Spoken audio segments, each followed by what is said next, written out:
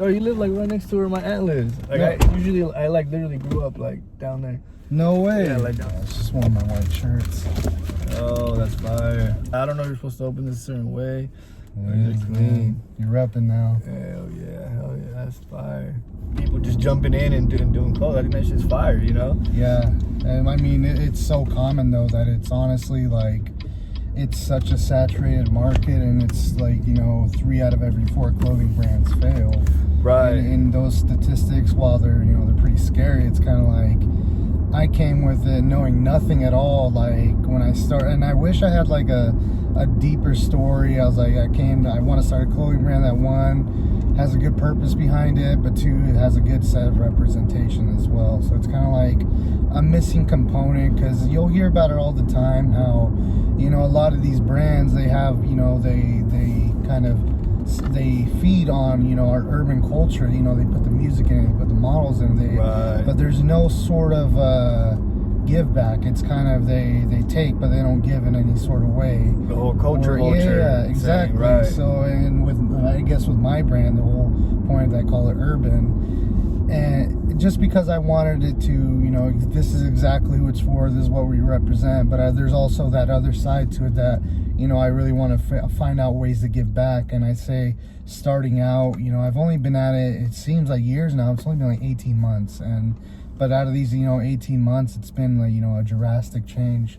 A lot of it comes down to, you know, understanding, 1, what the audience is about, 2, understanding their trends, but 3, you know, really trying to find out how to connect with them. And that's kind of, you know, it's a lot harder than it seems. Like, oh, let me make a shirt. For sure. They like it. But for me, it's like, I'm not someone that's gonna change my logo, come out with new designs. Like, that's never been my thing. I always tell them that the logo, I wanted it so I don't ever really have to change it. Exactly. I come out with new stuff, but it's kind of like, I want some more depth to it. When you're buying from my clothing brand, you're not just buying a shirt or a hoodie from me. You're, you know, paying me back for the effort that I put into, you know, the branding and marketing and all this kind of stuff. With my brand, where I feel I established myself differently, is I kind of taught myself, you know, most of the e-commerce stuff. I kind of, you know, became a DIY king. All my product displays, like everything you see on my brand, I've pretty much done myself. Yeah, I had seen, like, you had posted, like, there's not like a big team or anything. You're like, yeah, it's essentially just me, you. man. Well, I got my girlfriend that always helps me out with stuff, but my friends that help me model, and just other stuff that I can't necessarily do myself. Right. But as know, far as like the clothes itself, the clothes and the kind of what's going on with that, it's kind of a one-man thing. When I had the idea, and before I put anything out, that was my main thing, was like, you know, being consistent. You know, it's like I got to make sure that there's a consistency behind it, because, you know, people will lose interest quickly. So it's like a clothing brand, how do you keep that consistency? I do a lot of behind the scenes stuff to kind of show people, like, yo, these are like kind of humble beginnings and kind of growth throughout, to where, you know, now I'm showing people, like, hey, I have a full professional studio that I'm building, because, you know, these 1,000 people are willing to, you know, buy my stuff. And it's kind of, you know, giving that transparency really gives them, you know, someone that would say, hey, I'm not just buying from, you know, a corporation. I'm not buying from some, you know, Nike brand that I don't really know who's the money going to. I'm like giving it to this guy, and he's reinvesting into his brand. He's reinvesting to himself. Right. And it's kind of, it's showing you real time where, you know, where I tell people now that it's an investment. Like, you guys are, you know, investing into my vision. You guys are investing into my dream. And that's kind of, it's a huge thing. Okay. Because, but like, what, you know, kind of like sparked that for you to go and be like, you know what, I want to start like a clothing brand? Like, so while I was working in Houston, I not necessarily peaked professionally, but I was at one of the best jobs I've ever had, make the most money I ever did, and I was like, this can't be it, you know? Like, you know, after I had reached that sort of peak I felt in my life, I felt it's more of like a midlife crisis, I'd say. Right. I felt, you know, at the time I was a little scared. I'm like, this can't be it, but looking back, I'm like, it's a great thing that happened. I remember I've had my logo since December of 2018. Oh, shoot, okay. 6 months, and I haven't. I'm just, so it was, you know, the week before June, and I'm like, you know what? I said, fuck it, I'm just gonna start it. I'm just gonna, I bought my clothes a little bit before then, had them printed, and I started off with 3 shirts, just the white one, a black one, and a gray one. And I'm like, well, let's see how this goes. And I paid for this video to have, I paid like $600 for like 12 pictures and a video. And as soon as I dropped the $600, I'm like, this isn't feasible. One, because I don't exactly know what they're doing, and I don't know if it's going to bring my vision to life. Right. And 2, it's just not very cost effective if I want to be able to freely do my own content. So after I dropped that, had initial content, I decided to buy my own camera. Right. And it was like a Sony a6000, which is very bare bones, like YouTube vlogger starter camera, but I had some good reviews. I learned to use it pretty good, and I said, you know what, go big or go home.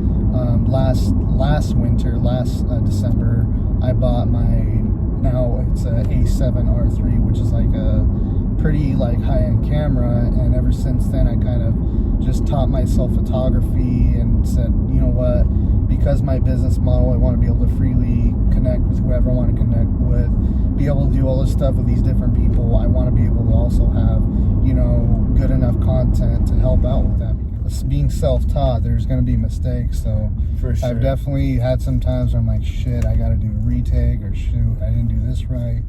And there's still a learning curve. Like I said, I'm still only like 18 months in. I think,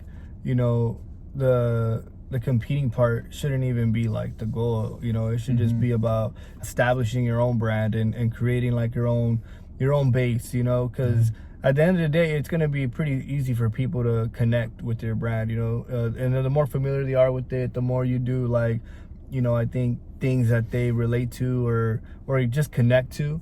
I think that's the most important thing of any brand, is you got to try to connect to your audience. I've read this thing that a product is 20% product and 80% marketing.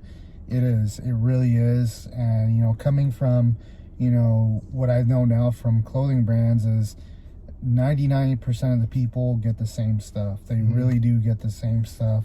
It's just who puts what on it and who they follow. Right. And I wish I could say there is some stuff that only I have, but there's only some stuff that I do in my own way that makes it unique to my brand. And that's where I'm trying to figure out, and it's kind of been an aha moment, but it's really been kind of going to be a turning point for my brand, to where, I really see a transition to where, I'm really seeing some real progress with it, where anyone should. You should always compete with yourself. You should always, treat yourself as there's somewhere to be improved. And it's not so much as, being a perfectionist, but seeing like, where can I improve on, where can I get better? And it goes on to, keeping that momentum. When people see that, you're growing and you're changing and you're actually trying to do stuff, that's what also, keeps them on board. Right. Like, you have to always be competing with yourself to improve. Yeah, and I think that's the important part. I think that kind of ties back to like, competing to like, trying to compete with people who have no idea you even exist, versus competing with yourself. And I think that's where you end up winning. When you're able to compete with yourself, that's a real competition that you can have, and that's only going to make you better. You know what I mean? Sometimes I think we focus on other people's success that we take for granted our own success.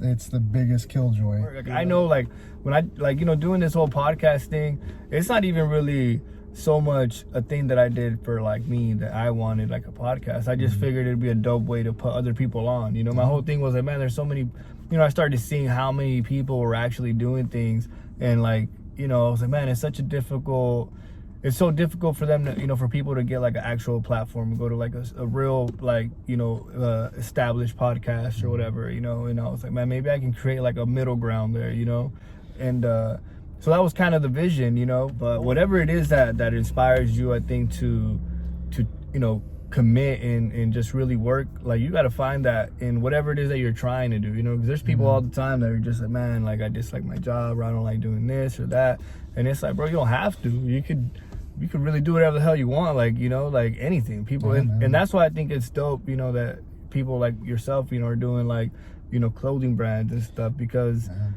I mean, you know, it's just dope to see local people do like dope shit. You know what I mean? It's almost kind of ironic that, you know, me coming, you know, my parents, my family coming here and say, well, now that you're here, we made this effort to give you all this opportunity. Now just go work a 9 to 5 and hopefully something comes out of it. Yeah. And, you know, I took it and I'm like, going on my 25th birthday, I'm like, fuck that. Like, I was like, I could, like, they didn't come here, grind their asses out, and then me just say, yeah, I went to college. And I went to college, you know, I got my bachelor's in finance. You know, I was very well established, you know, professionally too. And I was like, and to me, I'm like, this, I don't feel any sort of gratification. It was mostly for them, so you know, my mom can have something. Like, yeah, I had a kid that went to college, and it was more for her. But you know, going into it now, if I could go back, not that I would, because I wouldn't know what I know now, but I wouldn't go to college. I'm like, look, dude, like, you might not have done a clothing brand, but you would have done some sort of hustle to get you some sort of way. And, you know, I see, you know, from these clothing brand forums, these 16-year-old kids, 17-year-old kids that are starting out, and I'm like, yo, like, good for them. Like, they're starting out super damn young, and it's, you know, you know, everyone watches Gary Vee, has heard of him, but it's so true that he's like, dude, it's not like one big hustle that you do. It's just, if you got that hustle spirit, you'll do different shit to get money and do what you got to do. And it's, you know, it's true. Like, you know, there's by any means necessary. You know, with my family, they're like, a clothing brand? Why? And, you know, at first it was tough for them to understand, but when it started, you know, gain some real momentum, and I could, you know, monetarily show my mom, like, this is why, and she's like, after that, she's like, oh, okay, like, I guess, like, but it, you know, I didn't want her to know, like, no, this cost a lot of money and time and effort. Like, but I think too, you know, a lot of times when people do say that, like, oh, it's just my side hobby, a lot of times it's too because they're just afraid to admit that this is really what it is, and more so they're afraid of the failure, you know, because they know if they admit to, like, this is it, and I fell, like, now that reflects on me. And, you know, I think a lot of times, you know, that's why people, you know, take that angle on it, like, oh, this is just something I do on the side, you know, it's not something I care about so much. And so because of that mentality, they don't put as much effort into it, you know. And then, you know, you take into account how many people around them might be like, oh, that shit's whack, or, you know, like, so many people are doing that, how, you know what I mean? And then you start getting put down, you know. Not everybody is able to pull through. Sometimes people just shut down. They're like, and it's definitely, you know, starting out, it was really rough for me. I'd say, because I didn't know what the hell I was doing, I just started a brand. It was really, really hard at the beginning, but it wasn't until, you know, I saw, you know, I have a couple friends that helped me at the very beginning that kind of started to build momentum. I started to get more comfortable, getting better at what I'm doing. And it wasn't until I really got really comfortable, like, communicating my message with other people, to where, you know, if someone follows my brand, I could, you know, shoot them a message saying, yo, this is what I'm about. It's dope that you're doing this, and this. And it's literally like, I could say my message so clearly now, to where, you know, a year ago I was like, oh, someone follow me, what the hell should I tell them? Things like, it's and again, because, you know, I've gotten so confident in what I'm about and what message I perceive, it really takes an understanding of what are you about, what you're doing with your podcast, what can you tell people. And someone says, oh, your podcast, you're like, oh yeah, it's no side. No, you're like, no, this is what I do this. And when you speak on it, it almost excites them to learn about it. They're like, oh shit, like, this is like, and it really is, like, you know, especially, you know, when I first saw yours, I'm like, okay, he does, like, kind of talks to people, but I'm like, no, this is what it's about. It's kind of like really getting to the depth of people explaining their stories.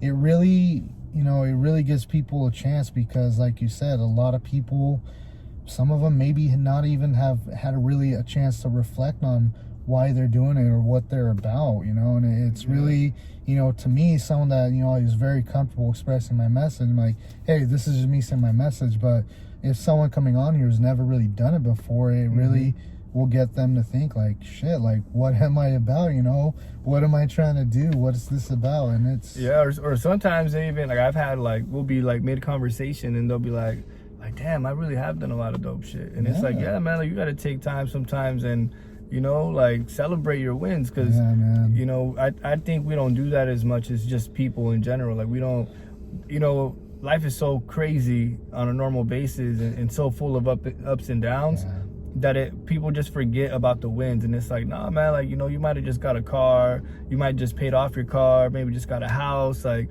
you know, maybe just got some new couches, new furniture, you know what I'm saying? It's just like, but dog, you got to count all those wins, like, you know, anything you paid off, whatever the case may be. And then on a bigger scale, if you got like a brand and now you got some followers and your sales are going up, or, you know, whatever it is that you're, you know, considering or putting your energy into, like, you know, sometimes it's good to take a step back and kind of just reflect on it.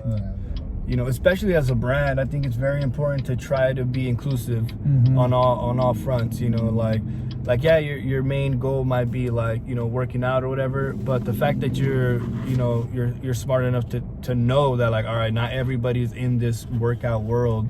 How can I make it accessible and, you know, still something that people who don't work out every day, how do I get to them and make it wear? So that's why I think simplicity is everything. You know, like, I really dig the fact that it's so simple and it looks clean, and that's everyone says that it's just so simple and clean. I mean, that's the point, and it's not to ever, you know, I'm sure there is those brands that, you know, they have these crazy new designs for their summer line and blah blah. I'm like, I'm not about that. I want something that it's so, you know, clean that you don't have to mess with it. You just find new stuff and better stuff to always put it on. And, you know, unfortunately, starting out, I didn't really understand, you know, that kind of universal aspect to it. But now I'm like, okay, now I'm starting to get it for everyone, starting to get these bigger sizes. I'm still wanting these products that are very, you know, that everyone can wear. And unisex is a huge thing for me.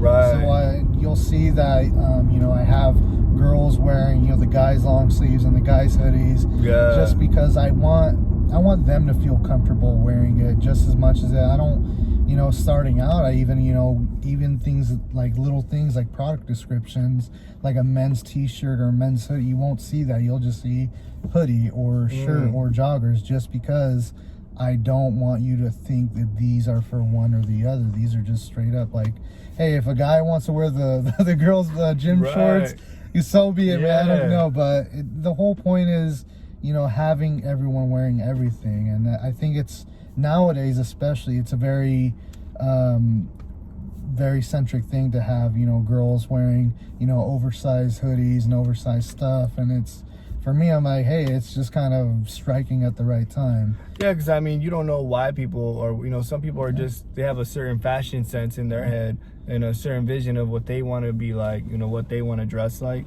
So I think that's actually really smart to do, because I remember a friend of mine a while back, this is, you know, years ago, we had gone to the mall and he was really into like wearing, you know, women's jeans.